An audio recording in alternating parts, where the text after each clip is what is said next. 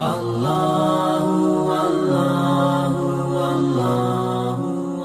علیہ السلام نے فرمایا یا ایھا الناس انما انا رحمت مہدات۔ معنی اس کا یہ ہے کہ فرمایا لوگوں اگر تم جاننا چاہتے ہو، تم اگر مجھے معلوم کرنا چاہتے ہو کہ میں کون ہوں اور میں کیا ہوں، اور یہ حدیث پاک کا اسلوب جو انما ہے کلمہ حصر کے ساتھ، یہی اسلوب قرآن مجید کی آیت کا ہے۔ وہاں فرمایا وما ارسلناک الا،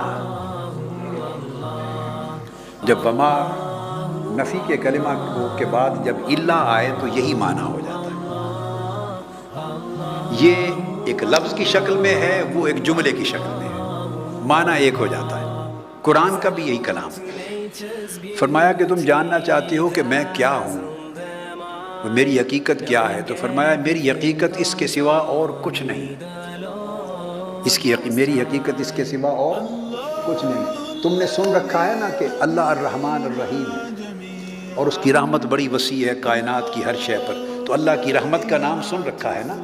جی ہاں آقا سن رکھا ہے۔ فرمایا وہ جو رحمت ہے، میرا پوچھتے ہو میں کون ہوں، بس وہ رحمت میں ہی ہوں۔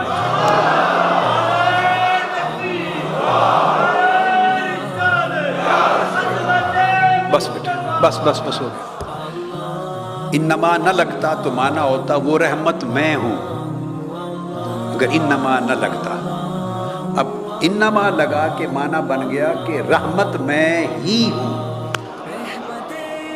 یعنی اور دائیں بائیں اگر کہیں جاؤ اور رحمت کا وجود کہیں تلاش کرنے لگو تو نہیں، وہ ساراپا رحمت میں ہی ہوں۔ اب جس میں جس قدر رحمت کا عکس پاؤ گے اس کو مجھ ہی سے ملا ہے، انما انا قاسم، مجھ ہی سے ملا ہے۔